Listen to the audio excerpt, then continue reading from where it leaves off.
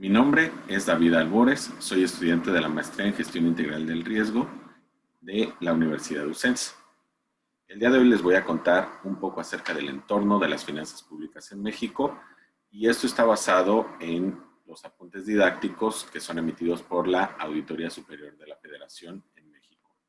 Antes de entrar directamente al tema, me gustaría comentarles un poco acerca de la gestión pública y el papel que juega.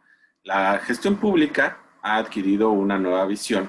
Esta nueva visión es la nueva gestión pública y está enfocada en resultados. Estos resultados se espera que sean eficaces, eficientes y de calidad, lo que le da una legitimidad al gobierno. Además que obviamente estos son esperados como un óptimo desempeño del sector público. Para lograr esto se tienen dos tipos de gestión, la gestión estratégica y la gestión de calidad. La gestión estratégica es la carta de navegación de la nación, es decir, por dónde nos vamos a ir para lograr el objetivo. Y por otro lado está la gestión de calidad, que busca tener mayor eficiencia en las instituciones públicas. Obviamente aquí también influye mucho el gasto que se aplica para ello, ¿no? Y esta gestión pública va muy de la mano con la gobernanza. De los puntos principales que les puedo mencionar acerca de la gobernanza, además de los que ustedes ven en la pantalla, es ese problema central del gobierno, que es esa validez de dirección. Esta validez de dirección requiere una certidumbre jurídica, de seguridad y pública, que además, bueno, se van a reflejar también en el sistema hacendario equitativo y competitivo, una administración pública eficiente y de calidad, y que el gobierno sea transparente. Esa gobernanza debe de tener la capacidad de conjugar diferentes elementos, tanto económicos, de finanzas públicas, de injerencia extranjera o independencia, y también la protección y el beneficio a una sociedad democrática. Los desafíos principales de esta gobernanza entonces radican en mantener una suficiente transversalidad entre las diferentes instituciones para dar el mejor resultado. Priorizar las acciones y las metas, porque obviamente de acuerdo al gasto es lo que se va a poder atender. El gobierno responsable y transparente, y que exista justicia social y progreso inclusivo. En México, este mapa que nos va a guiar en lo que tenemos que hacer se llama el Plan Nacional de Desarrollo. Este Plan Nacional de Desarrollo es un documento que se genera como una carta de guía, de planeación por parte del Ejecutivo, que requiere diferentes instrumentos, tanto legales, políticos, económicos, para lograrlos. Y obviamente se busca desarrollar una estrategia orientada a disminuir las grandes disparidades que existen en la sociedad, y por ello elevar también la competitividad y el desarrollo de la economía nacional. ¿Cómo se va a lograr esto? Esto se busca lograr a través de la Ley Federal de Presupuesto y Responsabilidad Hacendaria, que obliga al Poder Ejecutivo a enviar de una forma anticipada los lineamientos económicos para cada año. En esos lineamientos tenemos el paquete económico, que analiza, por ejemplo, los precriterios de la política económica, y adicionalmente se entregan al Congreso de la Unión ya los criterios generales de política económica. Se establecen estrategias y objetivos y metas macroeconómicas de manera muy general, y que se fundamentan formulando con la Ley de Ingresos y la Ley de Presupuesto de Egresos de la Federación, que también debemos incluir, por ejemplo, los programas operativos anuales. Entonces, es como que diferentes leyes y diferentes instrumentos que nosotros podemos tener precisamente para generar este plan de acción. Los indicadores de la economía mexicana son dos, básicamente, de manera global. Uno es los indicadores macroeconómicos y los otros son los microeconómicos. Los indicadores son valores estadísticos que tienen el objeto de ayudar tanto a los ciudadanos como a los empresarios y a los creadores de las políticas públicas a entender y anticiparse también a los cambios que representan las diferentes economías. Dentro de los macroeconómicos tenemos diferentes tipos de indicadores, y estos no son regidos específicamente por la nación, sino que tienen influencia también del exterior.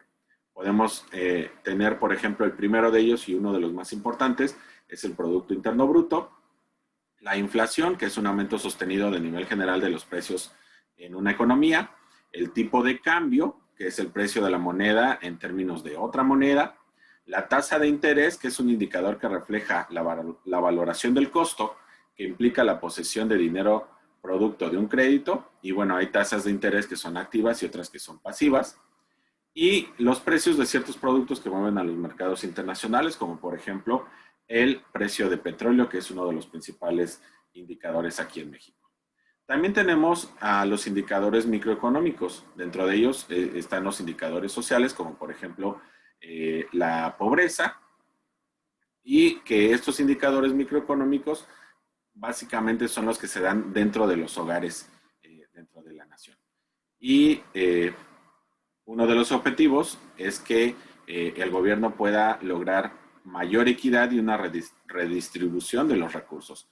¿Cómo tenemos esto? Por ejemplo, en la gráfica de la pobreza que tiene como referencia la Coneval en el 2018, podemos ver a los estados que tienen un rango total de pobreza entre el 14 y 35%, que son 14 estados, 11 estados que están entre el 35 y 50% de pobreza, 4 estados que están entre 50 y 65% de la población en condición de pobreza, y finalmente 3 estados que están arriba del 65%, entre el 65 y el 80%. Si nos fijamos en este sentido, Chiapas, Guerrero y Oaxaca son los que están en esas condiciones y que bueno, habría que ver qué los mantiene así, porque también son estados que son muy ricos en cuanto a recursos naturales. Hay indicadores del sistema fiscal mexicano que nos van a reflejar los ingresos y a su vez los egresos. Este ingreso, junto con la deuda, nos va a dar la cantidad de gasto que podemos nosotros tener en la federación. ¿Cómo lo vamos a regular? Los ingresos se regulan a través de la ley de ingresos de la federación, los gastos a través del presupuesto de egresos de la federación, y lo que buscamos es de que la Ley General de la Deuda Pública nos limite este tipo de deuda, sobre todo porque debemos de buscar una sostenibilidad fiscal.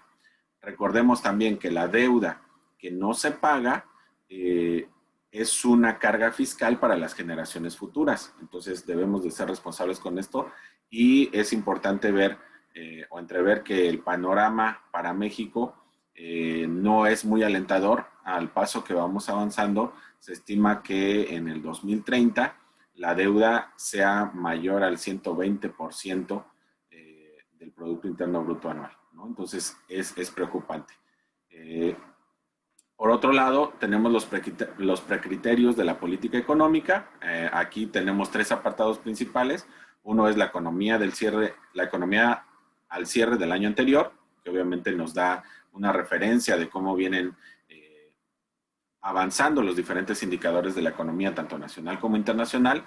La evolución reciente y proyecciones de la economía mexicana para el año en curso, es decir, hay que estar dando seguimiento a la evolución económica, y esto implica también que podamos en algún momento determinado hacer ajustes a el gasto que se tenía programado. Por otro lado, también tenemos la perspectiva económica para el siguiente año presupuestario, y esto, como les digo, son los precriterios. A su vez, tenemos los criterios generales de política económica. Ambos, tanto el anterior como este, son basados en indicadores macroeconómicos, dado que por su dinámica tienen incidencia en la estabilidad económica, social y fiscal de un país. Entonces, estos son muy importantes en la vida económica del país. Podemos ver que los 3 primeros son los mismos indicadores que se vieron en los precriterios, pero además tenemos un cuarto, que es la perspectiva económica de mediano plazo, que esta tiene una proyección a 5 años y que, bueno, analiza el entorno macroeconómico, precisamente con esas perspectivas de finanzas públicas, y a su vez los riesgos fiscales, tomando en cuenta ese horizonte a 5 años. Aquí podemos ver que esos riesgos, ya estamos hablando de una evaluación de las condiciones que se pueden dar. Obviamente esto puede influir también en las tasas de interés y otras condicionantes. Entonces, a manera de resumen, estos precriterios y los criterios de la política económica nos van a definir los ingresos, y estos ingresos que tiene la nación, pues finalmente podrán aportar al gasto público. Recordemos que este gasto público es lo que va a entregar el gobierno como un servicio a la ciudadanía. Gracias.